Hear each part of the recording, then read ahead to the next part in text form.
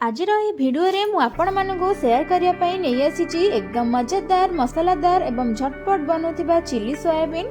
आपण जदि गोटे स्टाइल सोयाबीन खाई खाई बोर होई गेलेनी ताहले एई रेसिपीटी को आपण निश्चय घरे ट्राई करंतु। आज मु आपण मानकु बनै की देखैबी बिना चिली सॉस बिना टमाटो सॉस रे बनैबा चिली सोयाबीन। आपण तो जानिथिबे सोयाबीन रे प्रोटीन भरपूर थाए। एहाकु छोट पिला ठारू नै कि बड़ माने समस्त खाइबा को पसंद करंती। ताहले डेरी कहीं भिडियोटी को आपण फुल वॉच करंतु। भिडियोटी भल लगिले लाइक करिवे शेयर करिवे। आपण जदि मो चैनल ने नुआ आसीथिबे ताहले सब्सक्राइब करि देबे। नमस्कार मु रोजालिन आपण मानकु स्वागत करूछि आरएस सानवी होम कुकिंग को। प्रथमे मु सोयाबीन को पानी रे बतुरेई देछि।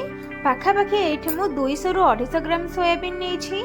आपण जदि अधिक क्वांटिटी रो चिली सोयाबीन प्रस्तुत करबा को चाहउचंती ताले सेही अनुसार आपण सोयाबीन यूज करिवे। आपण जदि चिली सोयाबीन जल्दी करबा को चाहउचंती ताहले आपण गरम पानी रे सोयाबीन बड़ी को पकेई परिबे। कारण मु ठंडा पानी रे पकेइची, आपण चाहिए गरम पानी रे भी पकेई परिबे। एबे हमें सोयाबीन नु पानी बाहर करिकी छाणी की नै आसीबा। एठी देखंतु मु सोयाबीन को भलो से छाणी की नै आसीची। आपण प्रथमे एमिति ही करि नेबे। ए चलंतु चिली सोयाबीन पई मसला तयारी करिबा। तो मु एठी मसला नै आछि। एठी देखंतु 3टी मीडियम साइज रो प्याज को मु एमति लंबा लंबा पीस करी काटी की नै जाई छी। 2टी बड़ टमाट को मु एमति लंबा लंबा काटी की भी नै जाई छी। आ गोटे कैप्सिकम को मु एमति लंबा लंबा करी की नै जाई छी। आपण मसला सब नेले एमती लंबा लंबा पीस करी काटी की नै जिवे। आपण चाहिए छोट छोट पीस करी की भी मसला को नै परिबे। किंतु जेहेतु आमे चिली सोयाबीन बनौछे तो सेति पई आमे लंबा लंबा पीस करी की सब दिगा को नै जाई छे। एठी मो राग पई 4-5टा कंचा लंका को भी मझिरु लंबा लंबा करी काटी नै जाई छे। अल्प किछि ग्रीन मटर आ अल्प किछि रसुण को नै जाई छे। एठी मो रसुण गोटे बुदा यूज करी छी। आपण देखिकी यूज करिवे जेतिकी चिली सोयाबीन प्रस्तुत करिवे। एठी हमें सब मसला तैयारी कर दै छे। एबे चलंतु हमें मिसिकी रोसई करिबा। तो प्रथमे हमें सोयाबीन बड़ी को भाजी नबा। तो सोयाबीन बड़ी भाजीबा पई प्रथमे मु एठी करेई नै जाई छी। करेईटा टिके गरम होई सला परे सेतिरा हमें तेल देई दबा। एठी मु तेल रिफाइन तेल यूज करी छी। आपण चाहिए सोरिष तेल भी नै परिबे। एठी हमर तेल गरम होई गलानी। एबे हमें सेथिरे छाणी की रखिथिबा सोयाबीन को देई दबा। सोयाबीन को देई सला परे तेल रे हमें हल्का हल्का करी की भाजी नबा। आपण एमिति टिके परे टिके सोयाबीन को भाजी दउथिबे नहले हमर तळे लाखी जाई पारे। एठी हमें टिके तेल यूज करिबा जेहेतु सोयाबीन बड़ी हमर तळे लाखी जाउछि। हमर सोयाबीन बड़ी भाजिला बेले टिके अधिक तेल यूज हुए। एबे हमें तेल रे सोयाबीन को टिके भाजी नबा। एठी देखंतु मु सोयाबीन बड़ी को भलो की भाजी देछि। आपण एमिति ही भाजी नेबे। एबे हमें गोटे बाउल को बाहर करी नबा। एठी देखंतु मु गोटे बाउल ले सोयाबीन को बाहर करी नै छी। एबे चलंतु चिली सोयाबीन बनैबा। तो सेति पई हमें मसला बनैबा। फर्स्ट हमें करेई रे तेल देई देबा। तेल टिके गरम होई सल्ला परे सेथिरे हमें काटी थिबा पियाज को देई देबा। एठी हमें सबतक पियाज को देई दै छे। एबे हमें पियाज को हल्का हल्का करके भाजी नबा।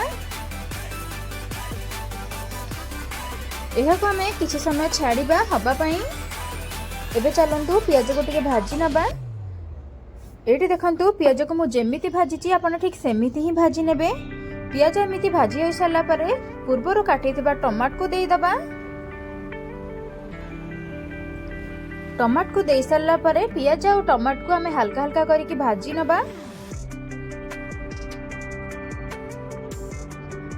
टमाट को एमिति हल्का हल्का करके भाजी सल्ला परे पूर्वरु काटिके रखिथिबा कैप्सिकम को देई दबा।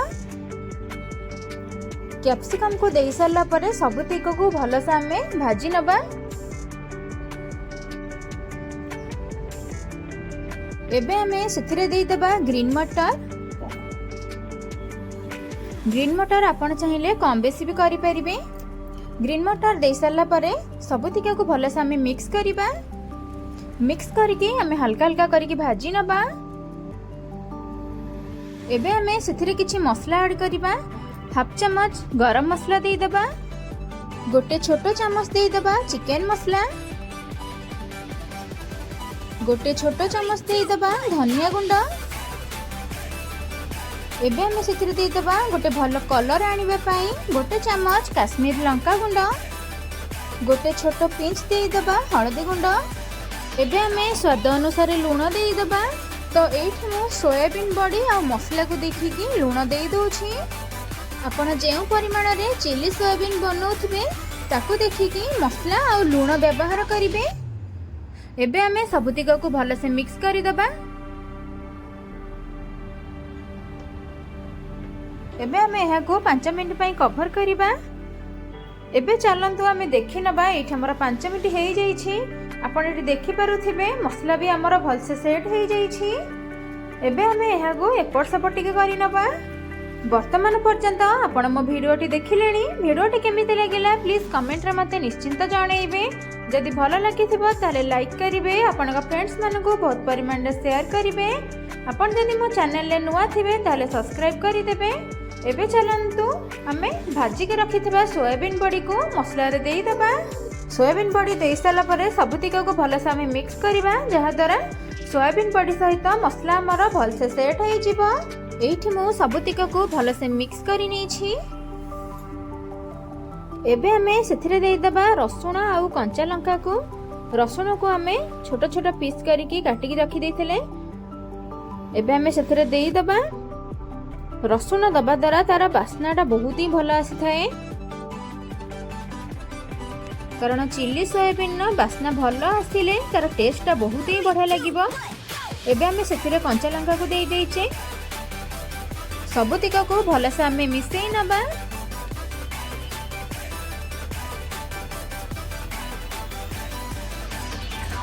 भल से मिक्स कर साला परे आमे एहा को 5 मिनिट पई कवर करिबा। कवर करबा द्वारा हमर स्मेलटा बहुत बढ़िया से आसीबो। एठी हमर 5 मिनिट हेई जाई छी। एबे आमे कवर बाहर करि नबा। कवर बाहर कर साला परे आमे टिके एपट सेपट करि नबा। एठी हमर तयारी होई जाई छी बिना चिली सॉस बिना टमाटो सॉस रे चिली सोयाबीन। आपण प्लीज प्लीज घरे ट्राई करंतु, देखिबे एटा खाइबा को बहुत ही बढ़िया लागिबो। आपण थरे बनैले बारंबार बनैबा को इच्छा करिवे। एठी मु गोटे बाउल ले सर्व करि नौ छी। देखंतु केते डिलीशियस हेई छी, खाइबा को बहुत ही टेस्टी हेई छी। आपण जदि मोरा होरी नुआ नुआ वीडियो देखिबा को चाहउचंती पाखरे थिबा बेल आइकन को ऑल ऑप्शन प्रेस करंतु, जहा द्वारा आपण पाखु फास्ट नोटिफिकेशन जिबारी प्रथमे ही आपण मोर नुआ नुआ रेसिपी देखि परिबे। एठी हमर प्रस्तुत होई जाई छी नुआ स्टाइल ले चिली सोयाबीन। आपण एहा को भात रुटी परोटा एवं नान सबुथिरे खाई परिबे। आपण ए रेसिपीटी निश्चय घरे ट्राई करंतु। आपनको मोर ए वीडियोटी जदि पसंद आसीथिबो ताले लाइक करंतु, शेयर करंतु। एबे पर्यंत आपण जदि सब्सक्राइब करि नांती ताले सब्सक्राइब करि दियंतु। रहुछि, धन्यवाद।